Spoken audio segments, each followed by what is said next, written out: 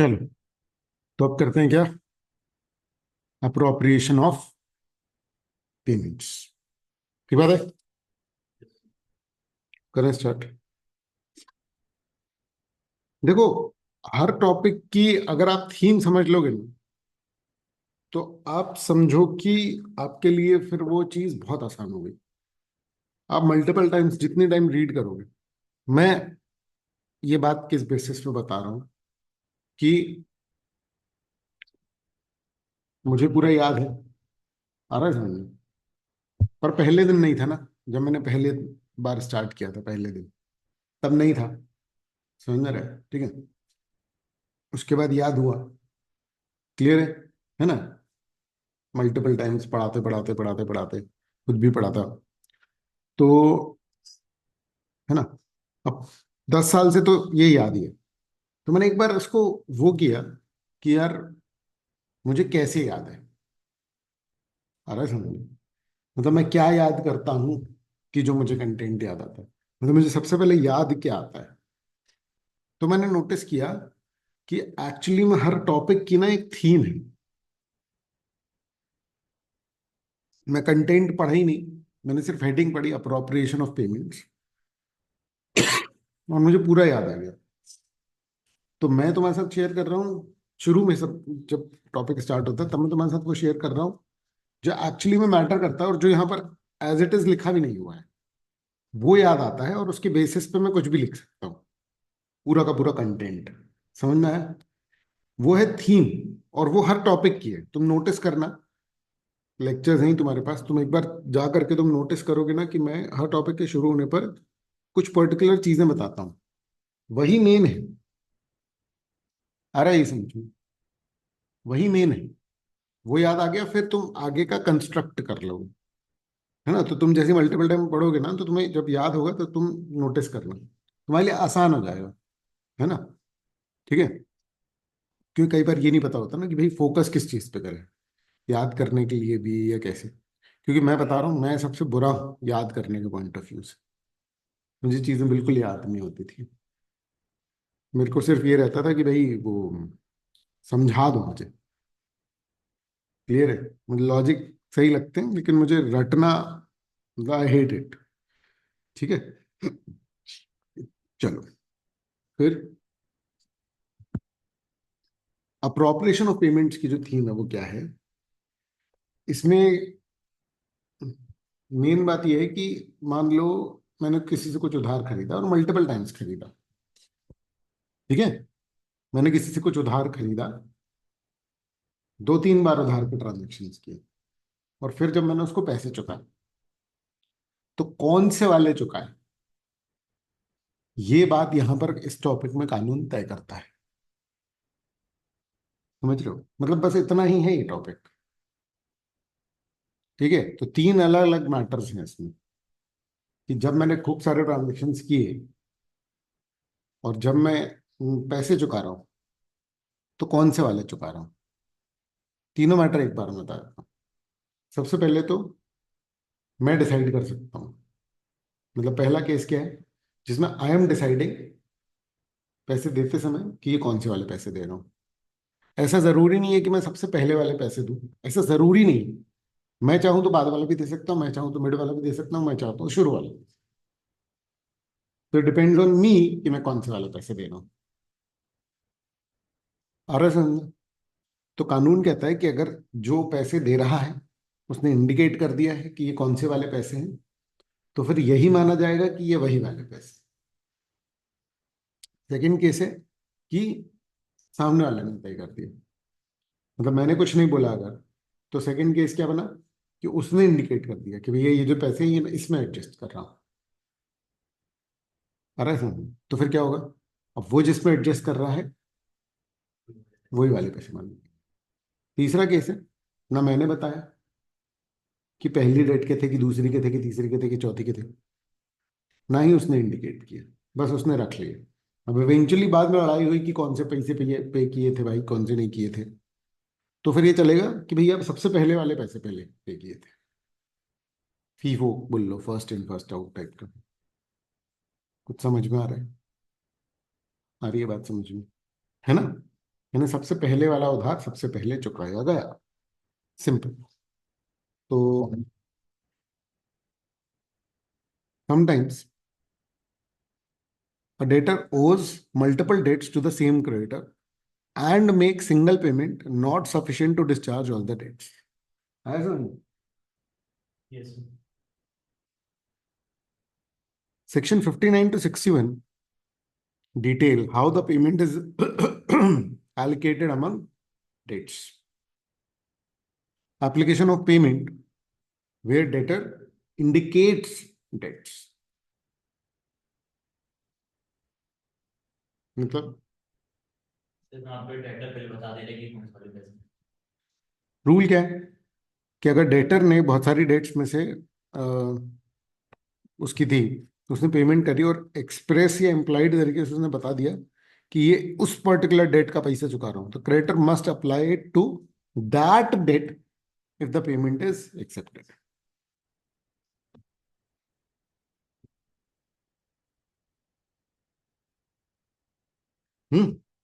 Implication: the creditor has no choice but to follow debtor's directive provided the instruction is clear and the creditor accepts the payment. कानून ये कहता है ये नहीं कि debtor ने पहले पैसे चुकाए तो तुमने बोला नहीं नहीं ये बात वाले मैं एक्सेप्ट कर रहा हूँ, पहले वाले बाद में दूंगा।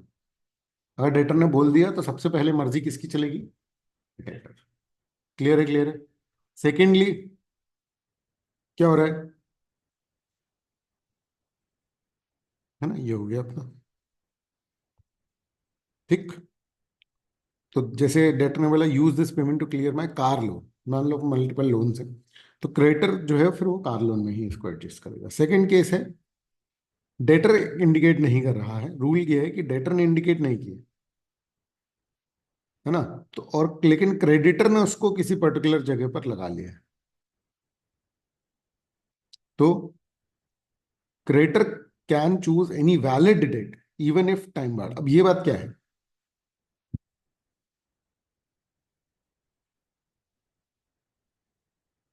नहीं नहीं, टाइम बार्ड का मीनिंग पूछ रहा हूं बस मैं। कार्ड से लिमिटेशन एक्ट में सर। हाँ, कई बार क्या होता है कि भाई, पैसे चुकाने। हाँ मतलब मान लो कि मेरी किसी का उधार बाकी है 10 साल 5 साल पुराना, तो अब वो उसके लिए मेरे पे केस नहीं कर सकता। पर अगर मैंने बिना, और मैं बाद में भी ट्रांजेक्शन कर रहा हूँ मेरी लेटेस्ट डेट पे, बट एक पता है मुझे कि हाँ उस वाली डेट के लिए ये केस नहीं कर सकता।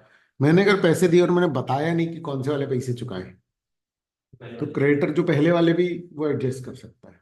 हाँ, इसमें सबसे मेन बात यह है कि कौन से नहीं होने चाहिए, वो डिस्प्यूटेड नहीं होने चाहिए। इस पे केस लॉज बन चुके हैं, समझ में आ रहा है एग्जाम के क्वेश्चंस में। देखो, कानून को समझना है ना, तो लॉजिकली सोचना सीखो, लेकिन कानून के दायरे में रह करके।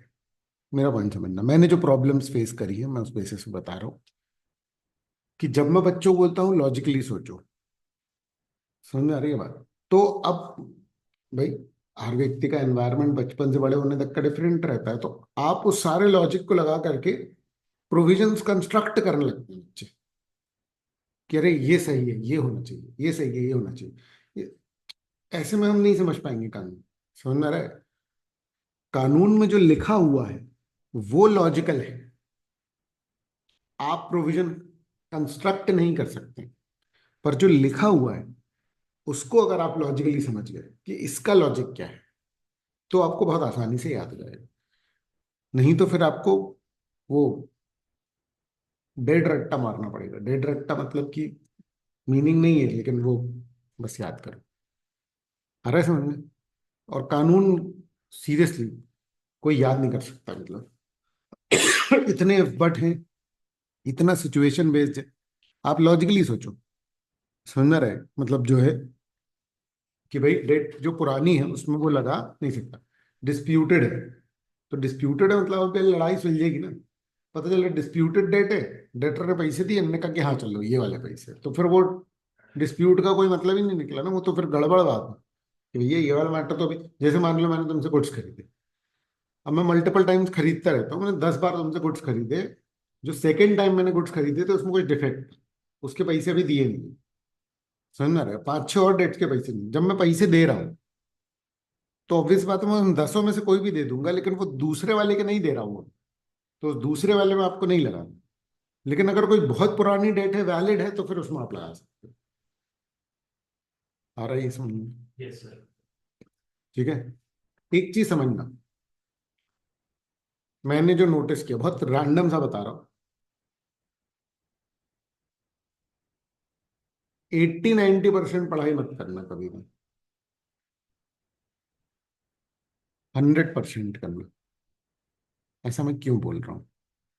ऐसा मैं इसलिए बोल रहा हूँ क्योंकि अगर आपको ज्यादातर चीजें पता है प्रोफेशन की, ठीक है ना, तो ट्रिकी क्वेश्चंस में एक्चुअली में आंसर गलत ही आ जाता है, क्योंकि वो उस रेयर 10% में से आ जाता है, और वो एक्सेप्शन का एक्सेप्शन होता है। तो जिस व्यक्ति ने 40-50% पढ़ा होता है, उसको बहुत रॉ लेवल पर जो पता होता है, वो उस बेसिस पे अगर लगता है तो उसका डिसीजन नॉर्मली करेक्ट हो जाता है। बहुत अजीब सी बात है ये। आ रहा है समझ में? तो तुमको कोई कोई व्यक्ति मिलेंगे कह रहे देखो ये वाला हमारा सही हो गया, ये वाला हमारा सही हो गया, बट हाँ आंसर की फ्रेमिंग उनकी प्रॉब्लमेटिक हो जाएगी, क्योंकि अब ऐसे फ्रेम होने लग गए क्वेश्चन। अब तो नहीं मैं कहूंगा, पर बीच में ऐसे होने लग गए थे। अब तो एक बार देखना पड़ेगा ना, क्योंकि ये पैटर्न चेंज हुआ है पिछली बार से। तो है ना, मेरा पॉइंट ये है कि पूरा ही कवर करना नॉर्मली, ठीक है ना? मतलब तुम पर्टिकुलर सेक्शंस कर सकते हो, लेकिन सेक्शंस अधूरे नहीं कर सकते आप कोई भी। मतलब जब आप सेक्शन 60 पढ़ रहे हो, सेक्शन 60 का रीजनेबल नॉलेज कोई काम का नहीं। समझ में आ रहा है? अनटिल अनलेस आपको डायरेक्ट क्वेश्चन आता है कि इसके बारे में लिखो, तो फिर एक आध पॉइंट छूट सकता है। But you can not solve a case, क्योंकि अगर केस आएगा ना सेक्शन 60 में से, तो वो इन सब बातों को कवर करेगा। मतलब आज की डेट में जो क्वेश्चन आते हैं वो ऐसे भी आ जाते हैं कि ये इसमें क्या होगा, अच्छा, और अगर ऐसा होता तो क्या होगा। समझ में आ रहा है? 2 पार्ट या 3 पार्ट क्वेश्चन आते हैं, एक ही क्वेश्चन के मल्टीपल पार्ट्स होते हैं। समझ में आ रहा है? ठीक है ना? और वो सिर्फ इसलिए होते हैं ताकि वो 2 लेवल पर टेस्ट कर पाए। कई बार तो फालतू एक बार जोड़ देते हैं कि अगर ऐसा होगा तो डिसीजन सेम ही है, पर वो लॉजिकली खेलने की कोशिश करते हैं कि तुम डेलिबरेटली लिख रहे हो या तुम तुक्के वाले हो। जिसको प्रोविजन पता है वो लिख देगा। ठीक है, चलो। है ना? डिस्प्यूटेड नहीं होनी चाहिए, but can not apply it to it to डिस्प्यूटेड। This ensures the creditor can decide how to allocate partial payments if debtor gives no instructions। अगर किसी पार्टी ने अप्रोप्रिएट नहीं किया तो रूल क्या है? टाइम के ऑर्डर में ऐसा माना जाएगा कि डेटर पैसे चुका रहा है, यानी कि ओल्डेस्ट फर्स्ट। इसमें भी कहानी, किसी एक दिन 2 ट्रांजेक्शन किए थे और पैसा दोनों का पूरा नहीं है, तो उन दोनों का आप प्रोपोर्शनेट कर देंगे आधा आधा। एक ही दिन की 2 debts. Conclusion, payment must be allocated systematically, ensuring fairness to both creditor and debtor। अब इसको रीड कर लो पूरा बेटा। हम्म जैसे कई डेट्स हैं, 3-4 डेट्स हैं। लास्ट वाली जो डेट है या बीच वाली कोई एक डेट है जिसमें एक दिन में 2 ट्रांजेक्शन थे, तो क्या हम ऐसा करेंगे कि पहले वाला चुका देंगे? लास्ट वाली रहेगी ना, इन ऑर्डर ऑफ टाइम भी होगा। तुम्हारा अपना कोई सवाल है? नहीं सर, इसी में कह रहा हूँ। नहीं नहीं नहीं, पहले मेरे को उसका डाउट सॉल्व करने दो। ठीक है, तो अगर किसी एक दिन की 2 डेट्स हैं, अब मेरे जो पैसे हैं वो मैं पैसे चुका रहा हूँ, पर उस डेट तक आने पर, मतलब वो जो एक दिन की डेट है मान लो 100-100 रुपए की है, और मैं चुका रहा हूँ 80 रुपए। आ रहा है समझ में? तो ऐसा माना जाएगा कि उस एक दिन की डेट में 40-40 रुपए चुके। आया समझ में? अब तुम बताओ तुम क्या पूछ रहे हो। तो इसमें कोई भी दिन की डेट उठा सकते हैं कि जो लास्ट दिन की थी वो बस, क्योंकि ये वाला जो ऑर्डर ऑफ टाइम। लास्ट दिन की बात नहीं है ना, सबसे पहली वाली डेट पहले उठानी पड़ेगी। उसका सवाल डिफरेंट था, तो अपना सवाल पूछो। सर जो इक्वली डिवाइड करना अपन डेट। हाँ, वो ये है कि जब हम ऑर्डर ऑफ टाइम में पे करेंगे तो सबसे पुरानी वाली सबसे पहले पे कर रहे हैं, और सबसे पुरानी वाली जो है वो एक ही दिन में दो है। बस लेकिन है सर, मतलब बीच में जो बीच वाली कोई नहीं लेंगे ना, इन ऑर्डर ऑफ टाइम, मतलब कि जो ओल्डेस्ट है वो सबसे पहले ली जाएगी।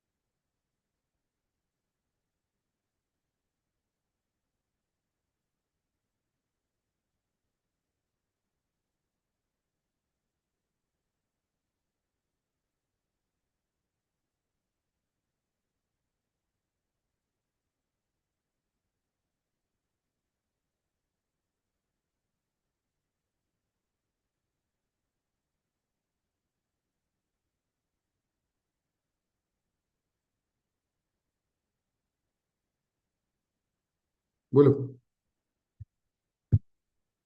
है बेटा क्लियर?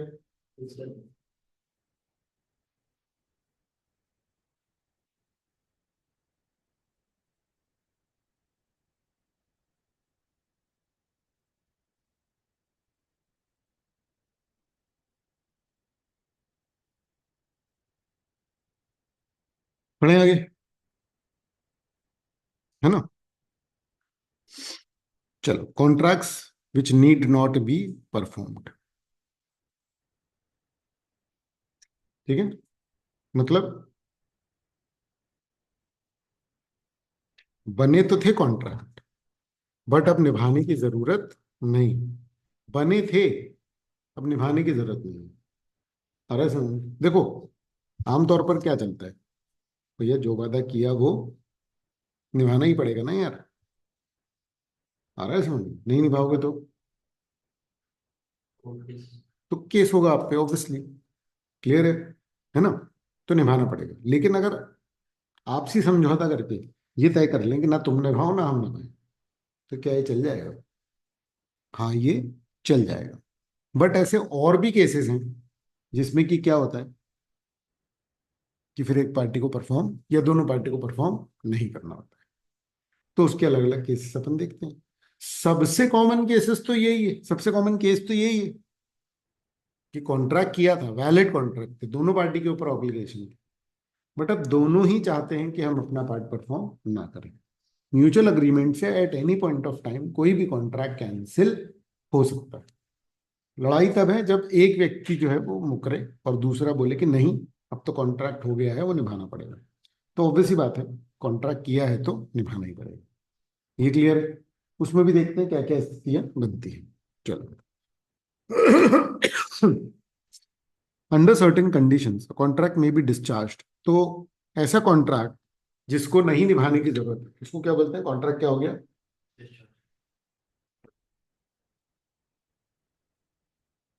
कॉन्ट्रैक्ट डिस्चार्ज हो गया, मतलब कि कॉन्ट्रैक्ट की ऑब्लिगेशंस को अब निभाने की जरूरत नहीं है। कॉन्ट्रैक्ट की ऑब्लिगेशन को अगर निभाने की जरूरत नहीं है, मतलब कि कॉन्ट्रैक्ट डिस्चार्ज हो गया बेटा। तो it need not be perform by mutual agreement. की कॉन्सेप्ट्स इसके हैं: novation, rescission, alteration, रेमिशन and so fourth. ठीक। तो नोवेशन, रेसिशन और ऑल्टरेशन, सबसे पहले सेक्शन 62 में, है ना, हम लोग करते हैं नोवेशन, रेसिशन और ऑल्टरेशन। ठीक है। तो अगर जो भी पार्टीज टू कॉन्ट्रैक्ट हैं वो अग्री कर रहे हैं कि चलो एक नया कॉन्ट्रैक्ट ही सब्स्टिट्यूट कर देते हैं, समझ आ रहे हैं? और टू रेस्किंड और ऑल्टरेट, ध्यान से समझना। जो कॉन्ट्रैक्ट उन्होंने किया था वो दोनों पार्टी आपसी समझौते से एक नया कॉन्ट्रैक्ट करके इस पुराने वाले को रिप्लेस कर दे रहे हैं। अलाउड है, कोई प्रॉब्लम नहीं है। ऐसी स्थिति में आमतौर पर इसको नोवेशन बोला जाता है। ऑल्ट्रेशन में है कि इसी कॉन्ट्रैक्ट में जो दोनों पार्टीज ने किया हुआ है इसमें कुछ चेंज कर देते हैं। आ रहा है समझ में? ठीक है, ये हो गया क्या? ऑल्ट्रेशन। और या तो ये पूरा का पूरा कॉन्ट्रैक्ट कैंसिल कर देते हैं म्यूचुअल एग्रीमेंट कि ना तुम निभाओ ना हम निभाओ। ये तीनों स्थितियां पॉसिबल है। आ रहा है समझ में? कैंसिल कर रहा तो नया कॉन्ट्रैक्ट बनाएंगे कि बनाएंगे? नहीं, जरूरी नहीं। सिर्फ पुराना कैंसिल करना रिस्किंड करना कहलाता है। ऑल्टर मतलब कि उसमें थोड़ा चेंज कर दिया, और नोवेशन जो है वो नया कॉन्ट्रैक्ट आपने रिप्लेस कर दिया। अब जो नोवेशन है और जो ऑल्ट्रेशन है वो ऑलमोस्ट सेम तरीके का दिखेगा आपको, उसमें कोई खास अंतर आपको दिखेगा नहीं।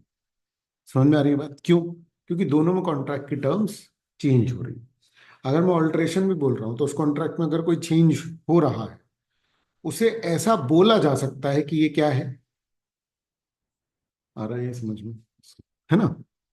तो the original contract need not be perform.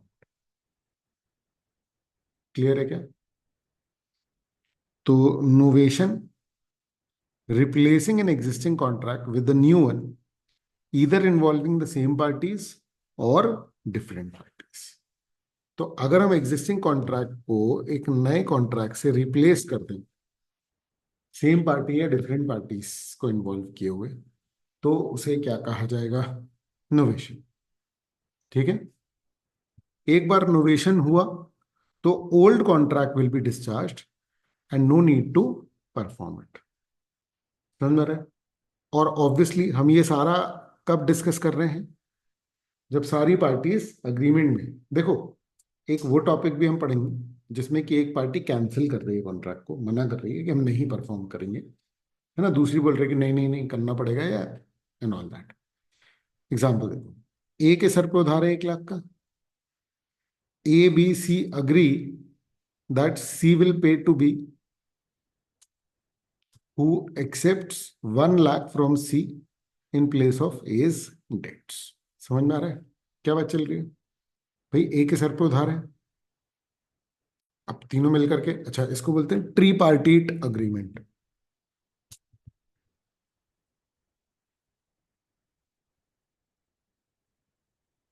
ये टर्म याद रखना, मतलब पता चला ये आ गया तो, है ना?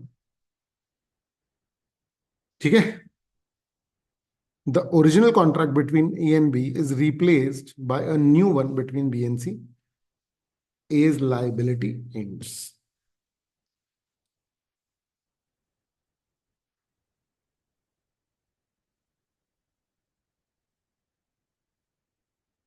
जब हम लोग पढ़ते थे ना, तब टीचर्स बोलते थे कि अरे लॉ की लैंग्वेज एकदम एज इट इज याद होनी चाहिए, एज इट इज याद होनी चाहिए।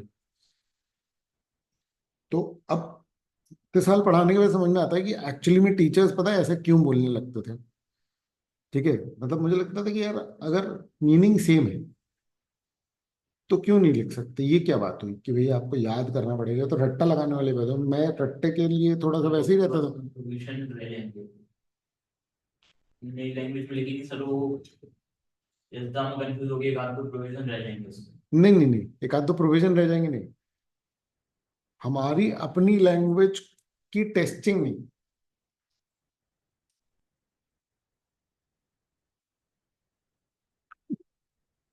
देखो, पॉइंट ये है, अगर किसी भी व्यक्ति की लैंग्वेज इतनी अच्छी है कि वो इंग्लिश को या अपने शब्दों को बहुत अच्छी तरीके से आर्टिकुलेट कर पाता है, लिख पाता है, उसके मीनिंग में कोई बदलाव नहीं आता, अरे समझो, तो आप लिख सकते हो। समस्या ये है कि हमें पता नहीं होता है कि हमारी इंग्लिश अच्छी नहीं है। समझ में आ रहा है? और उसके कारण जब हम लिख रहे होते हैं ना, तो भूलना तो एक बात है ही, दूसरा क्या होता है कि मीनिंग ही बदल जाता है। या तो पता चला कि आपकी बात ही कंफ्यूजिंग हो गई, और या तो फिर उसका मीनिंग डिफरेंट निकल गया। इन दोनों केस में you will not be able to fetch marks. और मैंने फिर समझ में आया मुझे कि टीचर्स आसान रास्ता लेते थे कि तुम याद कर लो, जबकि ये बात इंडिविजुअली डिफर डिफर कर जाएगी। मतलब अगर मैं आंसर्स चेक करूं सबके, तो मैं ये आइडेंटिफाई कर सकता हूँ कि कौन सा बच्चा जो है वो अपने शब्दों में लिख सकता है, और कौन से बच्चे को जो है याद करना पड़ेगा। याद करना एक यूनिवर्सल वो है कि अगर याद कर लिया, अगर आप एज इट इज लिख रहे हो, तो फिर तो कोई सवाल ही नहीं उठता ना मीनिंग चेंज होने के लिए। तो सबके लिए एप्लीकेबल बात यही है कि आप क्या करो, याद कर लो। अरे मैं ये बात इसलिए बोल रहा हूँ क्योंकि मैंने लैंग्वेज चेंज की है इसमें। आप मॉड्यूल पढ़ोगे और इसको पढ़ोगे तो आपको डिफरेंस समझ में आएगा लैंग्वेज में, बट मीनिंग बिल्कुल सेम है। अरे समझ, वहाँ एक ही लाइन में कई बार चार चार बातें मिल जाता है। मैंने उसको क्या किया, इस लाइन एक लाइन को तोड़ा कि भैया चार अलग अलग बातों में जब हम उसकी मीनिंग को डिस्कस करेंगे, तो आपके लिए ज्यादा आसान होगा उन चारों बातों को सेपरेटली देख पाना, नहीं तो नहीं देख पाते हैं। क्लियर है? ठीक है बेटा। क्या आपको नोवेशन समझ में आया कुछ? Yes. Rescission, what is rescission? Cancellation. कुछ नहीं, ये वाला पॉइंट सिर्फ इतना सा है कि दोनों पार्टीज अग्री करके कॉन्ट्रैक्ट को कैंसिल कर सकती है, सिंपल बात है। ठीक है ना? Like novation, rescission requires mutual consent. Once rescinded, each party is freed from performance.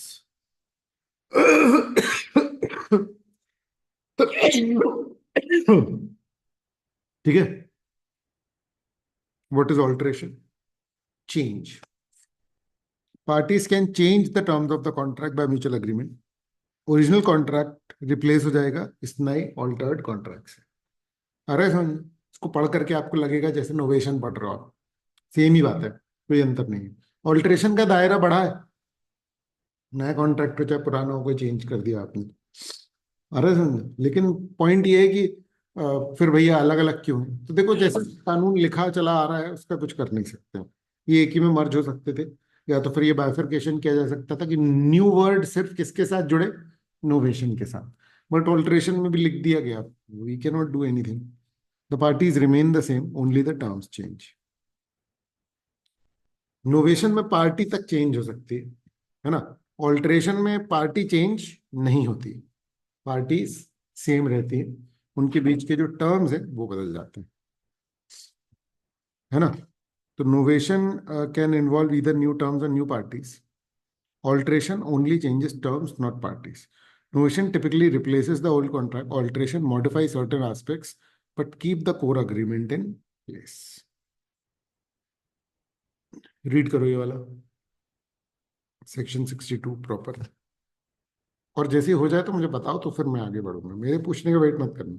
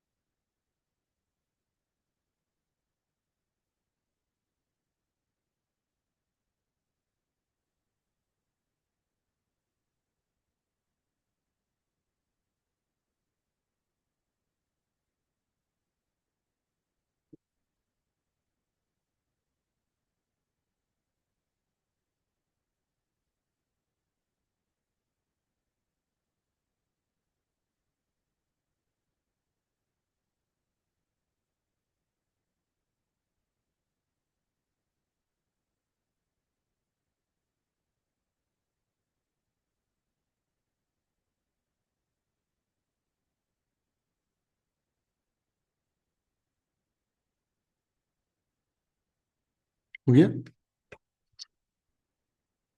चलो, हाँ, है ना? चलो बेटा देखो।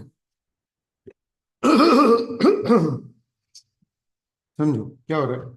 मान लो कि हमने और तुमने कॉन्ट्रैक्ट किया, कॉन्ट्रैक्ट किया, ठीक है, कि भाई मान लो कि तुम्हारा इलेक्ट्रॉनिक्स का काम है और मुझे तुमसे एसी लेना था।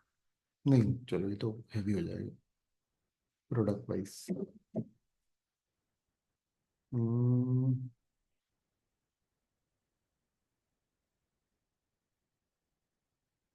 चलो मान लो एक बंदा जिसकी टैक्सीज चलती, ठीक है, मैंने उससे मैं उससे रेगुलरली टैक्सी लेता रहता हूँ और 10 साल हो गए।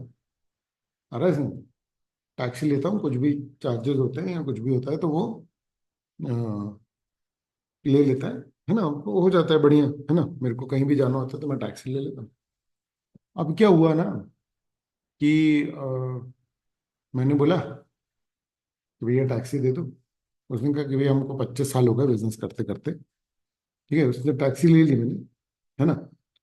कॉन्ट्रैक्ट हो गया कि हाँ यार टैक्सी के 5,000 रुपये लगेंगे, है ना। उनका ठीक है, कोई इश्यू नहीं है, कोई प्रॉब्लम नहीं है। तो 5,000 रुपये में कॉन्ट्रैक्ट जो है वो फिक्स हो गया, है ना, ठीक है। अब मैं लेकर के गया, है ना। फिर मैं आया तो फिर बात हुई। उसने बोला यार हमको 25 साल हो गए और आप 10 साल से हमको काम दे रहे हो, ठीक है। तो एक काम करो कि आप पैसे मत दो, ये वाली ट्रिप हमारी तरफ से। समझ में आ रही है भाई? क्या कॉन्ट्रैक्ट कैंसिल हो गया? नहीं। सिर्फ क्या हुआ यहाँ पर, एक बंदे ने दूसरे बंदे की ऑब्लिगेशन से उसको बरी कर दिया कि तुमको ये ऑब्लिगेशन को निभाने की जरूरत नहीं। बोलो, आ रहा है क्या ये समझ में? क्लियर है ना? तो तुमको जो है वो ऑब्लिगेशन निभाने की जरूरत बिल्कुल भी नहीं है। तो ये इसको कहते हैं। अच्छा, या मान लो कि 10,000 थे, 5,000 थे, उसमें लाओ 1,000 तो बस हो गया। तो रेमिट बोलते हैं इसको, कि रेमिट कर देना, रेमिशन। वेव मतलब पूरी तरीके से माफ कर देना, और रेमिट का मतलब यह है कि डिस्काउंट दे देना। रेमिट को डिस्काउंट लिख लो।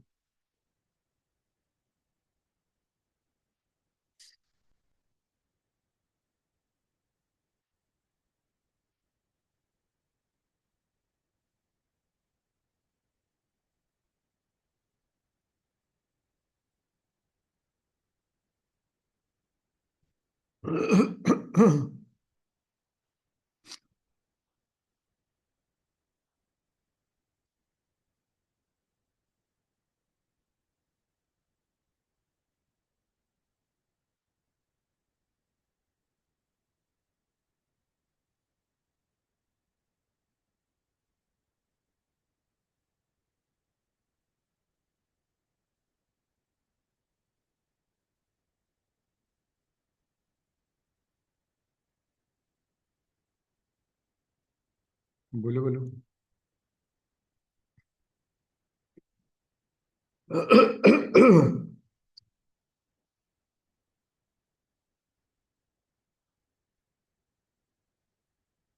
यस। ठीक है, रूल क्या है? प्रॉमिसी में डिस्पेंस विद, डिस्पेंस विद एक वीपीसी है। वीपीसी मतलब वर्ब प्रीपोजिशन कॉम्बिनेशन, जिसमें जिसका मतलब होता है कि माफ कर देना या बरी कर देना या फ्री कर देना ऑब्लिगेशन से। डिस्पेंस विद, क्लियर है? या रेमिट, होली या पार्टली, या तो फिर एक्सटेंड द टाइम। 10 दिन में कोई चीज परफॉर्म होनी थी, उसने बोला कि तुम 20 दिन में कर देना, तो टाइम एक्सटेंड कर दिया। क्लियर है?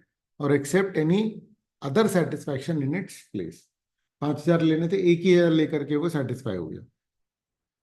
आ रहा है समझ में? Effect. This effectively releases or reduces the promiser's obligation by the promisee's choice.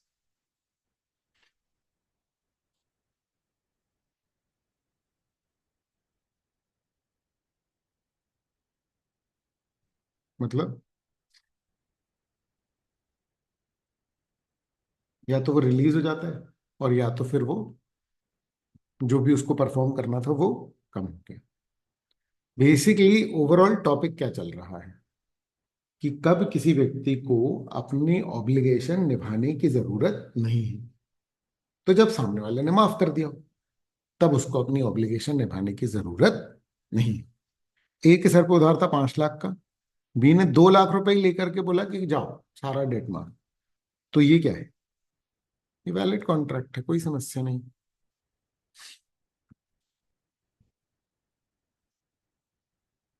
बोलो क्लियर है? फिर क्या है? Restoration of benefit under a voidable contract.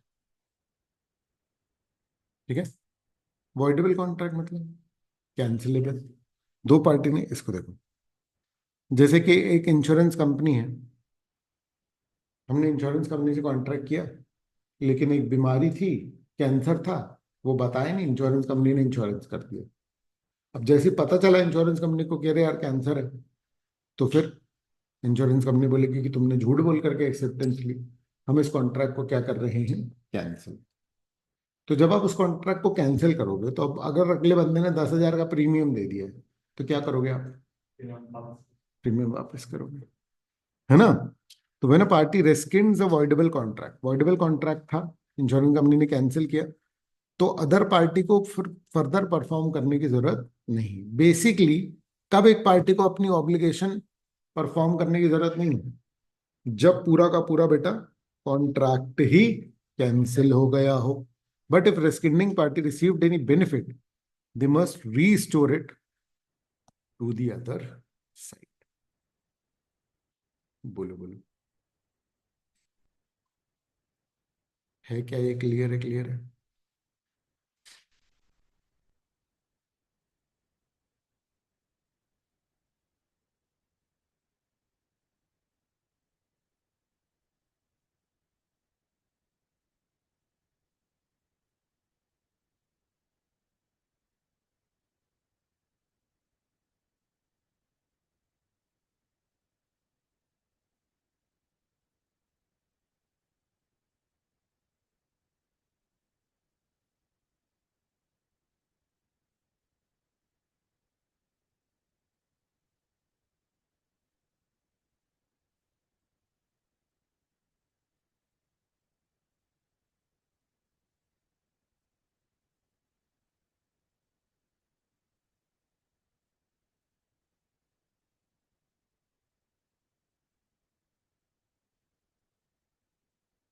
बोलो।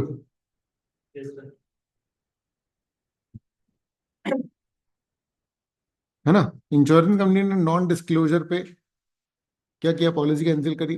Insurer must refund the premium to the insured.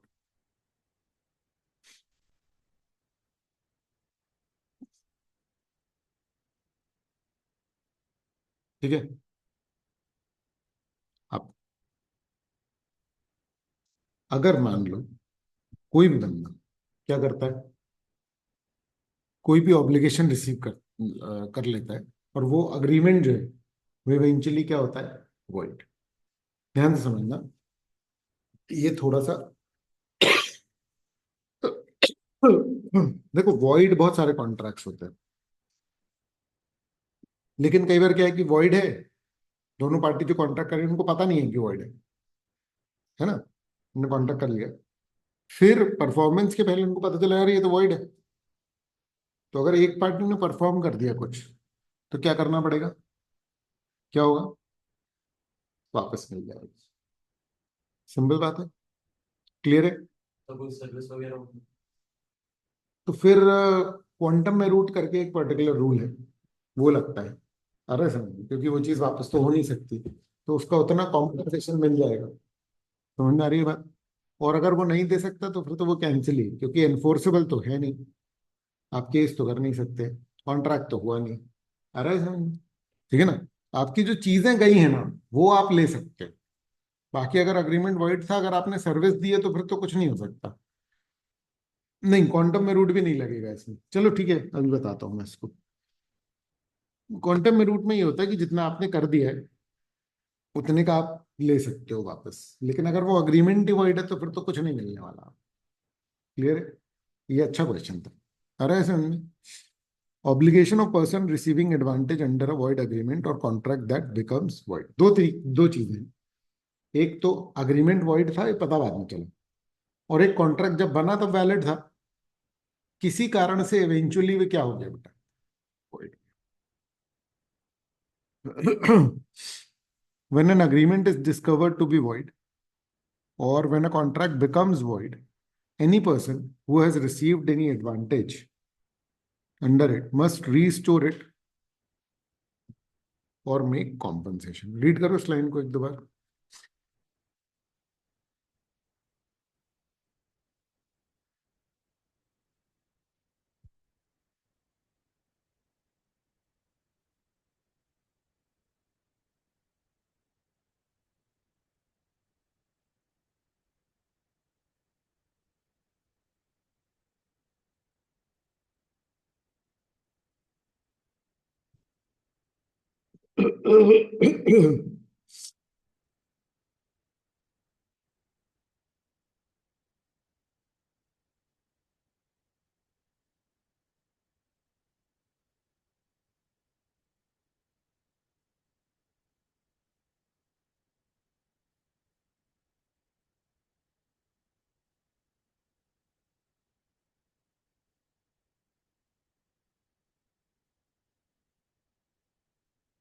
ठीक है, तो देखो,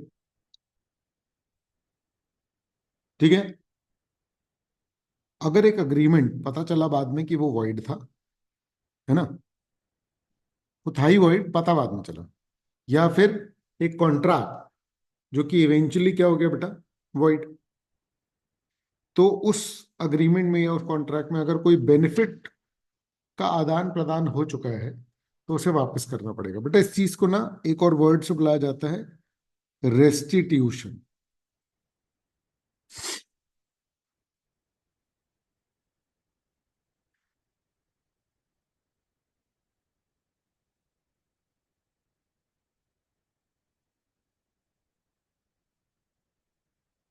इसका मतलब ये कि भाई अगर अग्रीमेंट वॉइड है तो कंसिडरेशन वापस करो। कैंसिल ही हो रहा है ना अल्टीमेटली कॉन्ट्रैक्ट, पार तो पहुंच नहीं रहा कि भाई तुम भी परफॉर्म कर दो हम भी परफॉर्म कर दें, क्योंकि ये वॉइड है।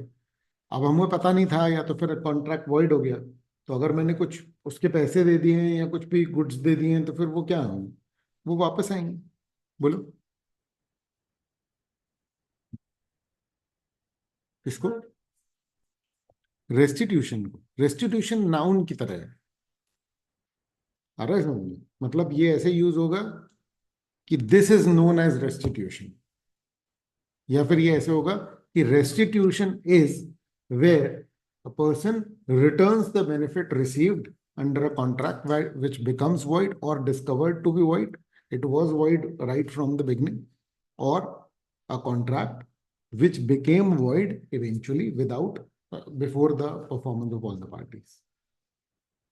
This is restitution. इस पूरे वापस करने को क्या कहा जाता है, रेस्टिट्यूशन।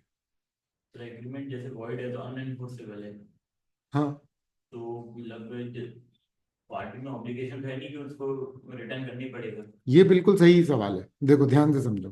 अगर आपके ऊपर, अगर मान लो कि, सवाल समझ में आया, इसमें पॉइंट ये है कि भैया अगर एनफोर्सेबल नहीं है तो मत करो वापस, कोई ऑब्लिगेशन है नहीं।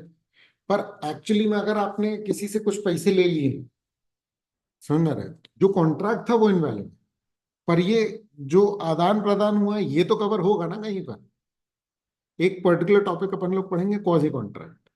उसका मतलब ये है कि अगर मैंने बिना क्या कहते हैं, किसी बात के या भला करने के उद्देश्य से नहीं, समझ में आ रहा है? अगर मैंने तुम्हें 1,000 रुपए दिए तो you are under obligation to return it to me और इधर प्रोवाइड वैल्यू ऑफ ₹1,000।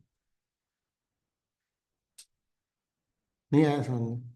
तो आप इस पॉइंट को समझो कि बात तुम्हारी सही है। कॉन्ट्रैक्ट एनफोर्स नहीं हो सकता। मैं कोर्ट में जाकर के ये केस नहीं कर सकते आप कि आप कॉन्ट्रैक्ट परफॉर्म करो। समझ में आ गई? क्योंकि वो तो कॉन्ट्रैक्ट वर्ड है। पर मैंने अगर आपको पैसे दिए तो ये बात एक अलग पर्टिकुलर जगह पर कवर होती है। आ रहा है ये समझ में? बहुत दिनों के बाद सही में अच्छे क्वेश्चंस मुझे मिल रहे हैं। मैंने तो नहीं सोचा था 2 लोगों की क्लास में मुझे ऐसे क्वेश्चंस मिलेंगे। वेरी गुड, बहुत ही इंपॉर्टेंट क्वेश्चन है। बोलो क्लियर है ये? समझ गए हो? ठीक है ना? और अभी पढ़ेंगे अपन लोग कॉजी कॉन्ट्रैक्ट। मतलब ये बात तुम्हारी बिल्कुल वैलिड है और ये बहुत कॉन्सेप्चुअल सवाल है मतलब। ठीक है? इसको सोच तभी पाओगे जब प्रॉपर इन्वॉल्व होगे। Very good. ठीक है, चलो। ए page B ₹1 lakh on the promise B would marry A's daughter. If the daughter is already deceased, the agreement is void. उसकी डेथ हो चुकी है तो वो तो कॉन्ट्रैक्ट void है। तो अगर उसने पैसे दे दिए तो वो ₹1 लाख वापस होंगे।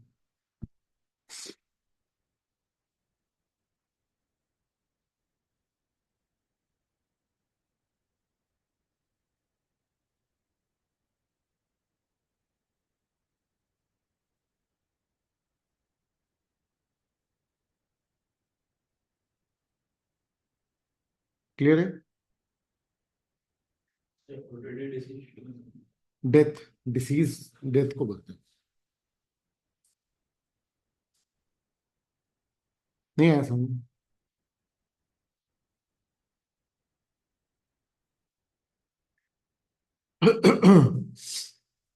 Communication of rescission. Rescission of avoidable contract must be communicated similarly to how proposals and acceptances are communicated.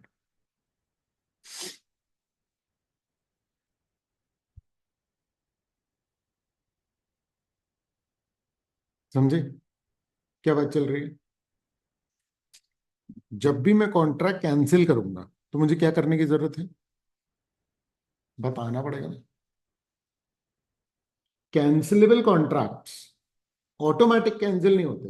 You have to communicate the other party that you have cancelled the particular avoidable contract, है ना? तो rescission must be communicated similarly, जैसे कि proposal या acceptance communicate होते हैं, अगर आपको याद हो तो। Rescission can also be revoked like a proposal if not yet accepted. Cancellation cancel हो सकता है, ये लाइन लिख लो। Cancellation can be cancel.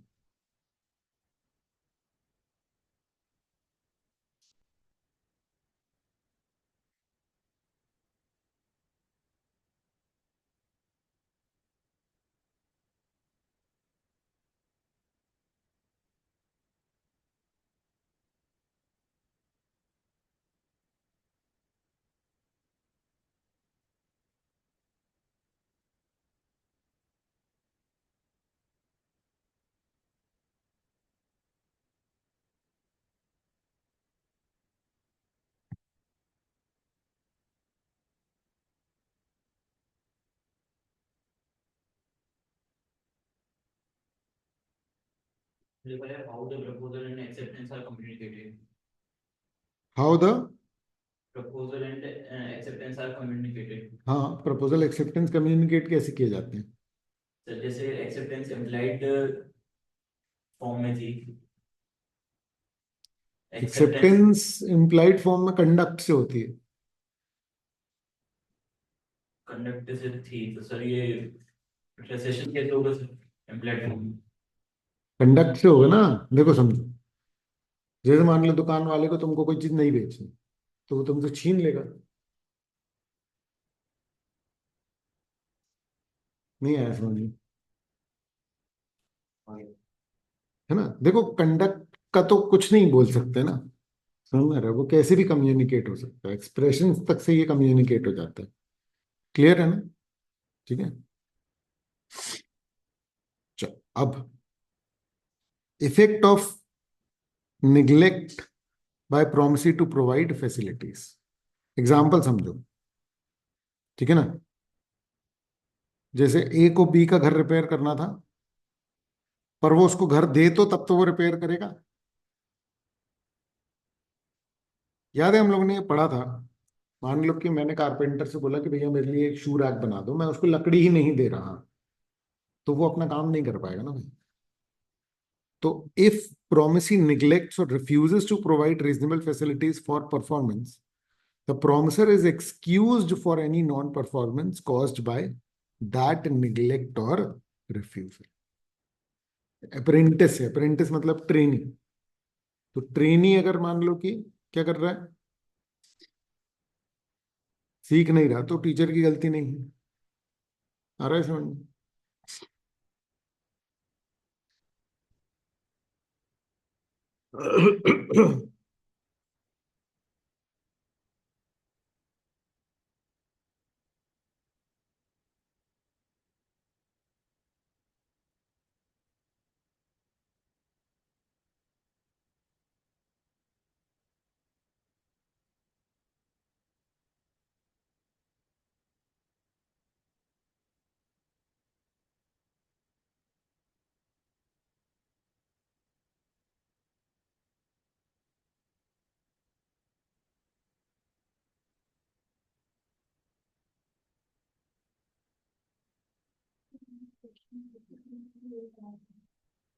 हाँ,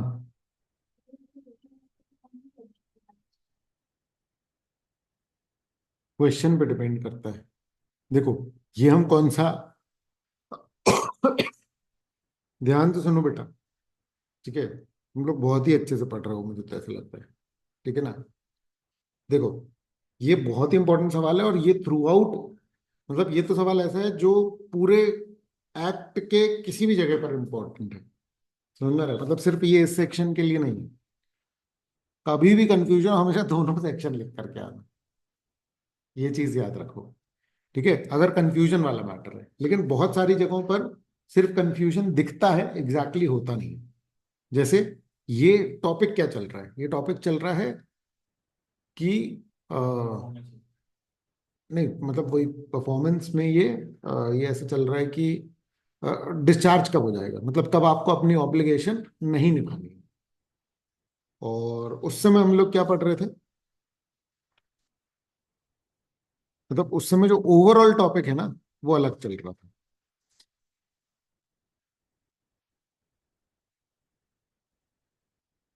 हाँ, आ रहा है समझ में? तो जो क्वेश्चन का एक टोन है ना, एक मूड है, उससे आपको समझ में आएगा कि ये किस टॉपिक के बारे में पूछ रहा है। अगर अनक्लियर है, दोनों कोट कर दो कि भाई इसमें भी लिखा हुआ है। ये एक्चुअली में ना, ये तो फिर भी सेम बात है। समझ में आ रहा है? आपको क्वेश्चन जो आएगा ना, उसमें आपको एक ही क्वेश्चन में कम से कम 6-7 अलग अलग प्रोविजन याद आएंगे, अगर आपने पढ़ाई की है ना प्रॉपर, तो बहुत हिट होगा आपको। आ रहा है समझ में? क्लियर है?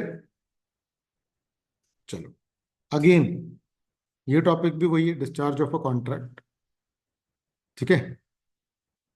तो एक कॉन्ट्रैक्ट कब खत्म हो जाता है? इससे पहले वाले में एक तरीके से क्या था, एक कॉन्ट्रैक्ट को कब परफॉर्म करने की जरूरत नहीं है। समझ में आ रहा है? ठीक है?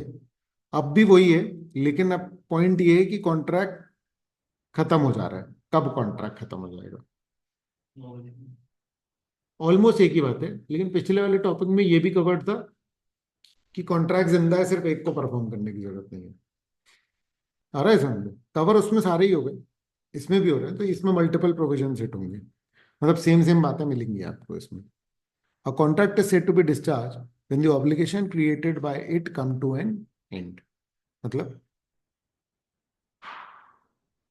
कब बोलते हैं कि कॉन्ट्रैक्ट खत्म हो गया? जब ऑब्लिगेशंस खत्म हो जाती है ना? ऑब्लिगेशंस खत्म, मतलब ना तुम्हारे ऊपर ऑब्लिगेशन रहे, हमारे ऊपर रहे। मतलब खत्म जो मतलब कॉन्ट्रैक्चुअल ऑब्लिगेशन है, कॉन्ट्रैक्ट हो चुका, वो वैसी बात है। मतलब परफॉर्म हो चुका है। हम्म,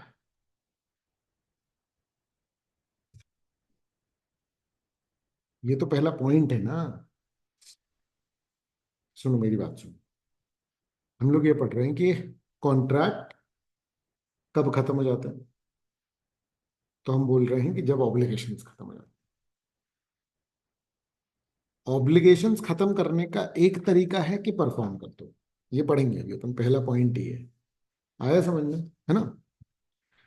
कॉन्ट्रैक्ट, एक कॉन्ट्रैक्ट को तब बोला जाता है कि वो डिस्चार्ज हो गया जब उसकी ऑब्लिगेशंस खत्म हो जाती है। इंडियन कॉन्ट्रैक्ट एक्ट के हिसाब से multiple ways exist for a contract to be discharged, each of which releases the parties from any further liability. समझ में आ रहा है? ये अभी हेडिंग का ही मीनिंग पढ़ा बस अपन ने, तो कि कब कब कॉन्ट्रैक्ट जो है वो क्या हो जाता है बेटा, डिस्चार्ज। क्लियर है?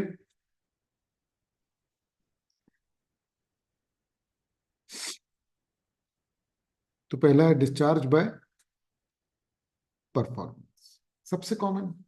भाई ऑब्लिगेशन आपकी कैसे खत्म हो, निभा दो। तो when the parties fulfil their obligations as agreed within the stipulated time and manner, the contract is discharged. Clear है? इसके तरीके क्या है? एक्चुअल परफॉर्मेंस और अटेम्प्टेड परफॉर्मेंस। रीड करो, बताओ।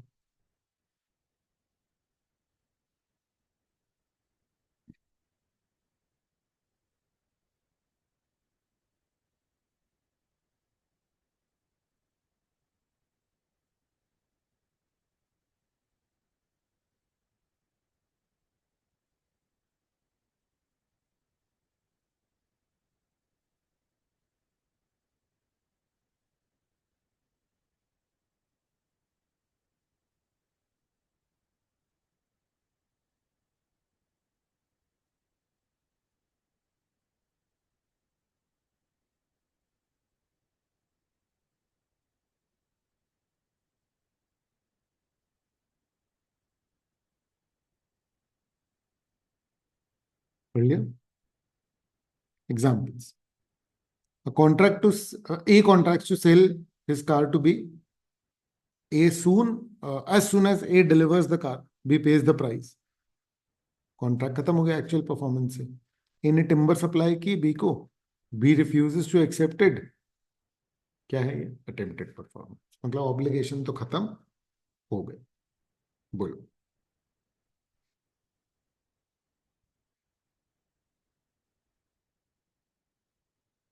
क्लियर है क्या? सर्विस के में एक में कोई ऑब्लिगेशन नहीं है और कुछ और करने का है। जैसे टिम्बर तो एक्सेप्ट ही नहीं है उसमें भी नहीं, तो ए में कोई ऑब्लिगेशन बनता नहीं है। किसने एक्सेप्ट नहीं करा? बी ने सर। तो ए की ऑब्लिगेशन खत्म हो गई ना भाई, बी के ऊपर बनेगी ना अब ऑब्लिगेशन। देखो अभी सिर्फ ये समझो कि उसकी ऑब्लिगेशन खत्म हुई है नहीं, उसकी ऑब्लिगेशन खत्म हुई, उसके ऊपर इस बात का दोष नहीं लगाया जा सकता कि तुमने परफॉर्म नहीं किया, उसने तो की ना कोशिश में। क्लियर है? फिर क्या है? Discharge by mutual agreement. Part section 62, parties can agree to substitute, rescind और ऑल्टर द कॉन्ट्रैक्ट, जैसा कि हमने ऊपर पढ़ा था, thus eliminating the original obligations। ठीक है ना? Novation, rescission, alteration. रीड कर लो फटाफट से, एग्जाम्पल 42 तक रीड कर लो, ये अपन पढ़ चुके हैं, है ना? हम लोग पढ़ रहे हैं कॉन्ट्रैक्ट कब कब डिस्चार्ज हो सकता है। पहला पढ़ा हमने परफॉर्मेंस, दूसरा पढ़ा हमने mutual agreement.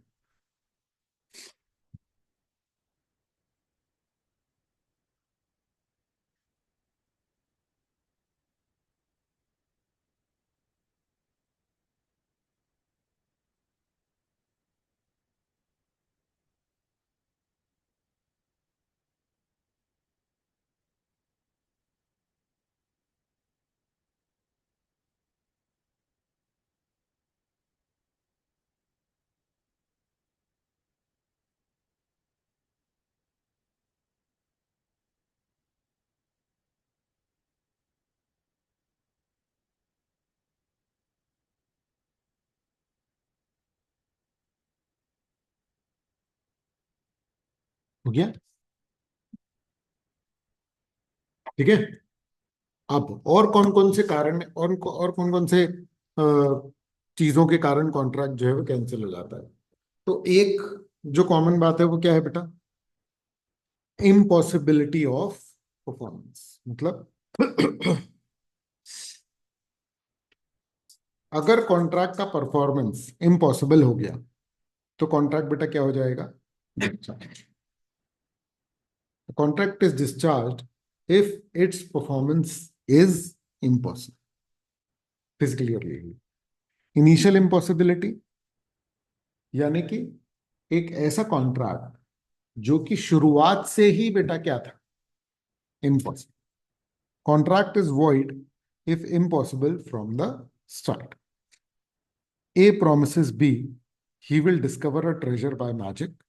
Void from the outset. Void from the outset मतलब शुरुआत से ही बेटा वो क्या था? इम्पॉसिबल। तो कोई ऑब्लिगेशन एक तरीके से ये नहीं बोला जाएगा कि ऑब्लिगेशन खत्म हो गई, अपन बोलेंगे कि भैया ऑब्लिगेशन जो है वो तो क्रिएट ही नहीं। क्लियर है ना? सुपरवीनिंग इम्पॉसिबिलिटी क्या होती है? एक ऐसा कॉन्ट्रैक्ट जो कि एंटर किया था, वैलिड था, फिर जो कंसिडरेशन था उसको निभा पाना क्या हो गया? इम्पॉसिबल। अपन लोगों ने पढ़ा था कि उसने शादी का कॉन्ट्रैक्ट किया फिर वो पागल हो गया, या तो फिर जो गाड़ी का कॉन्ट्रैक्ट किया फिर गाड़ी ही क्या हो गई, चोरी हो गई या वट एवर। आ रहा है समझ में? ठीक है। Performance was originally possible but becomes impossible unlawful due to events beyond the parties control.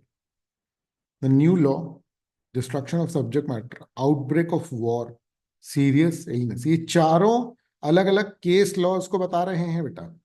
कोई नया कानून आ गया जिसने कि इम्पॉसिबल बना दिया।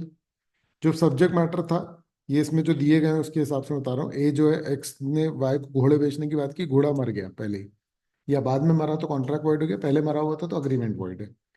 ए और B plan to marry, A goes mad, ये कॉन्ट्रैक्ट क्या है बेटा? वॉइड है। अरे समझ, किसी दूसरे देश के बंदे के साथ कॉन्ट्रैक्ट किया, उसके साथ वॉर छिड़ गई कंट्री के साथ, और सीरियस इलनेस हो गई तो बंदा परफॉर्म नहीं कर पाया तो कॉन्ट्रैक्ट डिस्चार्ज हो गया। क्लियर है ये?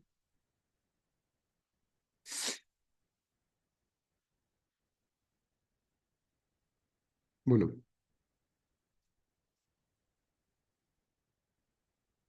ये क्लियर है तीसरा पॉइंट? Yes, sir. ये तीसरा पॉइंट जिस जो कि कारण है कॉन्ट्रैक्ट के डिस्चार्ज होने का।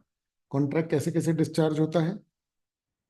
Bye performance, by mutual agreement, by impossibility. और इम्पॉसिबिलिटी दो कारण से होती है, लीगल या फिजिकल इम्पॉसिबिलिटी। फिर क्या है?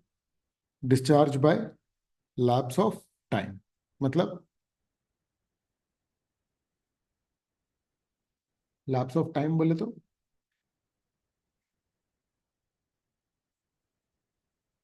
डिसाइडेड टाइम है वो खत्म हो गया तो ऑब्वियसली बात है कॉन्ट्रैक्ट डिस्चार्ज हो ही जाएगा। इसके अलावा अगर टाइम डिसाइडेड नहीं है तो भी क्या होगा? रीजनेबल टाइम बीतने के बाद दोनों पार्टीज ने मान लो नहीं परफॉर्म किया तो क्या होगा? वो कॉन्ट्रैक्ट डिस्चार्ज जाएगा। भैया ना तुमने परफॉर्म किया ना हमने परफॉर्म किया। Under the limitation act, if the promisee does not enforce the contract within a specified period, the contract is barred. Barred मतलब रोक देना है ना, and the promisor is released.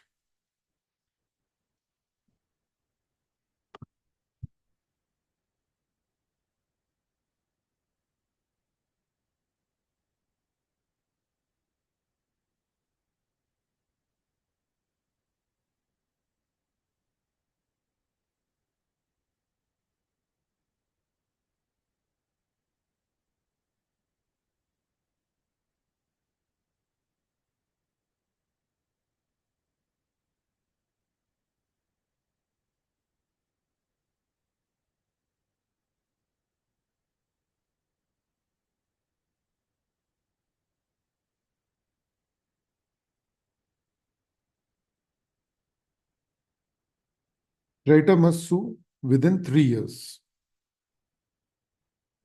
ये वाला पता है? कोई चीज अगर टाइम बार्ड हो जाती है तो वैसे भी वो क्या हो जाती है? अनएनफोर्सेबल। तो ये एक और मैटर है। ये क्लियर है कि नहीं? ठीक है। अच्छा, और किन कारणों से कॉन्ट्रैक्ट डिस्चार्ज हो जाता है? Discharge bye operation of law. तो जैसे पर्सनल, याद रखना पर्सनल स्किल वाला है और प्रोफेसर की डेथ हो गई, या इंसॉल्वेंट हो गई पार्टी, तो कॉन्ट्रैक्ट क्या हो जाता है बेटा? डिस्चार्ज। क्योंकि इंसॉल्वेंट हो गया तो अब तो निभा ही नहीं पाएगा ना भाई।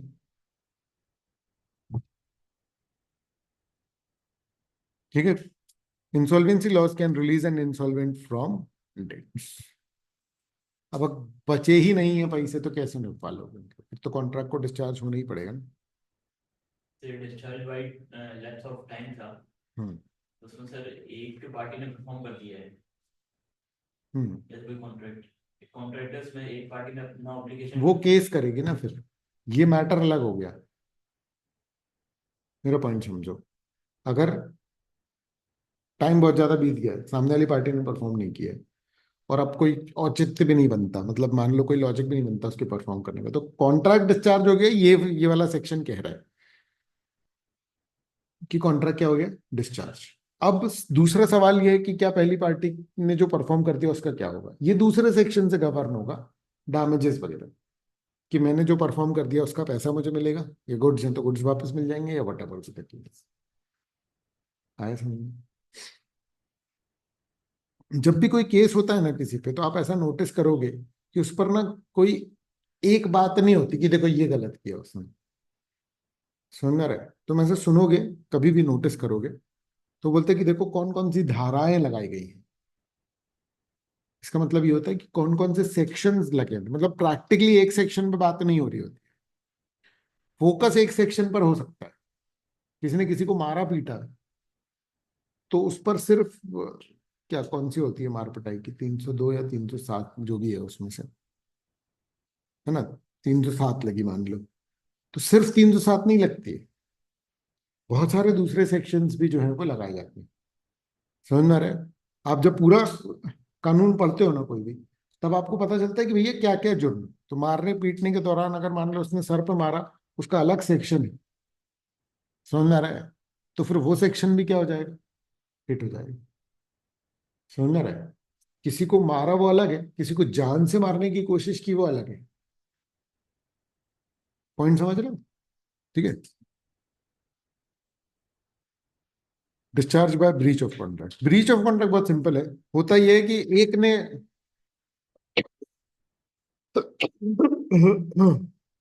एक पार्टी जो है वो मना कर रही है कॉन्ट्रैक्ट परफॉर्म करने से, तो दूसरी पार्टी के पॉइंट ऑफ व्यू से भी उसके पास ये अधिकार आ जाएगा कि वो इस कॉन्ट्रैक्ट को क्या कर ले? कैंसिल। आ रहा है बेटा समझ में? है ना?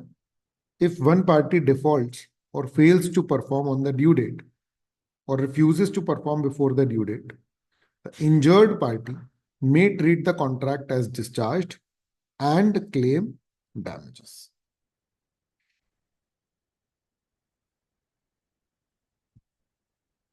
बोलो।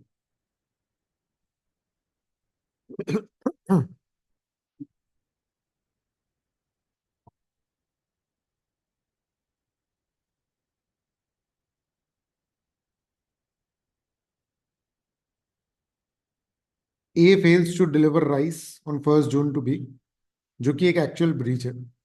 अगर टाइम एसेंशियल है, B can rescind and then sue for damages. क्या क्या कारण है जिनसे कि कॉन्ट्रैक्ट कैंसिल हो सकता है, हम उनको पढ़ रहे हैं।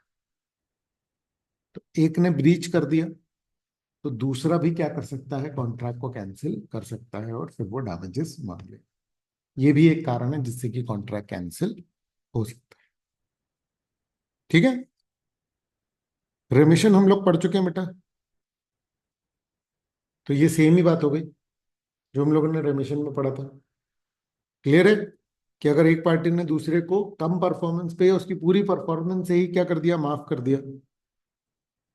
A promisee can forgive, reduce, extend the performance due. This effectively discharges the obligator, है ना, फॉर फ्रॉम फुल परफॉर्मेंस। ए के सर पे 5 लाख का उधार है, सी ने 1 लाख रुपए पे कर दिया और बी ने एक्सेप्ट कर लिया फुल सेटिस्फेक्शन, तो पूरी की पूरी डेट ही क्या हो गई? डिस्चार्ज। लेकिन एक्सीडेंट किया तो डिस्चार्ज तो ना हो। टाइम एक्सटेंड किया,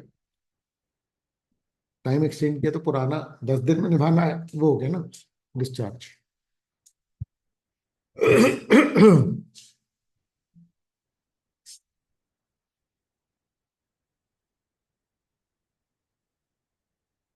बोलो। ठीक है।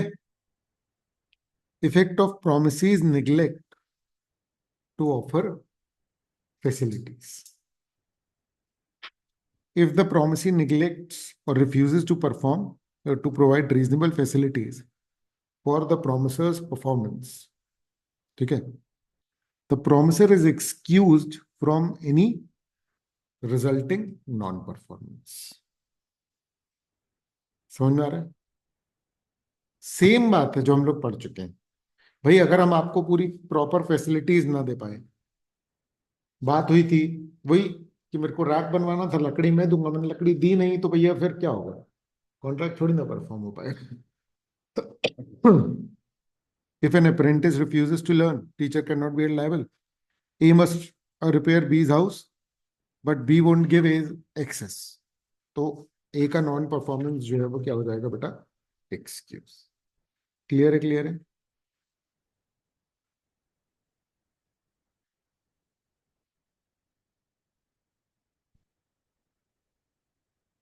ठीक है। हम्म। अब मर्जर ऑफ राइट्स। देखो लास्ट बहुत सिंपल सा है। कभी कभार क्या होता है ना कि भाई हम कॉन्ट्रैक्ट चेंज करते हैं। तुम्हारे पास एक घर था, मैंने किराए से लिया। अब किराए से लिया 6 महीने के लिए। 2 महीने में उसमें रहा, बड़ा पसंद आया। मैंने कहा यार ये घर मुझे बेच दो। तो तुमने मेरे साथ काय का कॉन्ट्रैक्ट कर लिया? घर बेचने का। समझ में आ रहा है? अब बेच दिया तुमने मेरे को घर। अब तुम किराया भी मांग रहे हो 4 महीने तक। होगा क्या? ट्रेडमिल का वो नहीं। अगर मान लो कि बड़ा कॉन्ट्रैक्ट आ गया, छोटे कॉन्ट्रैक्ट को, तो राइट्स मर्ज हो जाएंगे ना। अब वो घर मेरा ही हो गया आएगा, तो पुराना कॉन्ट्रैक्ट जो है वो क्या हो जाएगा? डिस्चार्ज। मर्ज हो जाएंगे राइट्स। तो when an inferior right and a superior right coincide in the same person, the inferior right merges into the superior and thus contract is discharged. Sir जैसे कॉन्ट्रैक्ट में लिखा है कि मैं घर तुमको बेच रहा हूँ लेकिन तुमको 4 महीने का टाइम। नहीं नहीं नहीं नहीं। देखो, आप यहां पर सिर्फ तभी पढ़ रहे हो ये कंटेंट जब कॉन्ट्रैक्ट में नहीं लिखा है। इस चीज को जनरली समझ लो कि इन जनरल कॉन्ट्रैक्ट एक्ट में थीम यही चलती है कि जो लिखा है वो तो माना जाएगा। हम कानून पढ़ क्यों रहे हैं? हम कानून पढ़ रहे हैं कि अगर दो लोगों में कोई बात तय नहीं हुई तो फिर क्या तय होगा। दूसरा, कि वो दो लोग कोई इलीगल बात तय करेंगे तो मानी ही नहीं जाएगी। तो इसमें कुछ इलीगल नहीं है, लेकिन क्या है मैटर कि भाई तुम बोल रहे हो कि ये डिसाइड कर लिया, डिसाइड कर लिया तो फिर जैसा डिसाइड कर लिया वैसा चलेगा ना। क्योंकि वो घर बेच ही इस कंडीशन पे रहा। यहाँ ये बात नहीं चल रही है। आ रहा है समझ? क्लियर है? तो यही है एग्जाम्पल जो मैंने आपको दिया, यही एग्जाम्पल दिया हुआ है। रीड कर लो अब बेटा पूरा।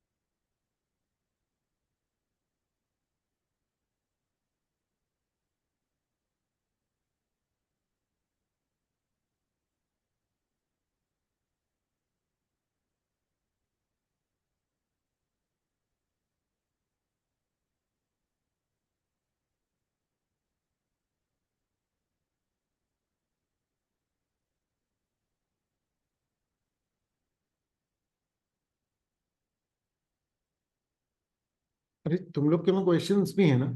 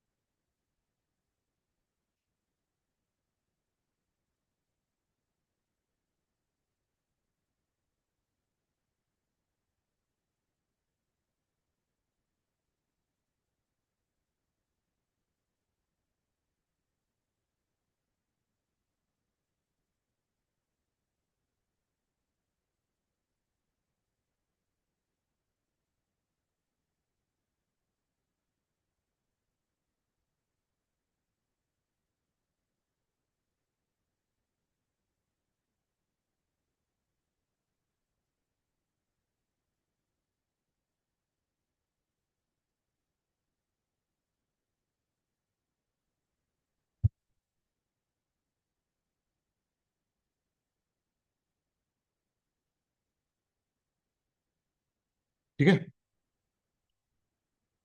ओवर करता हूँ मैं, बाकी कल करते हैं।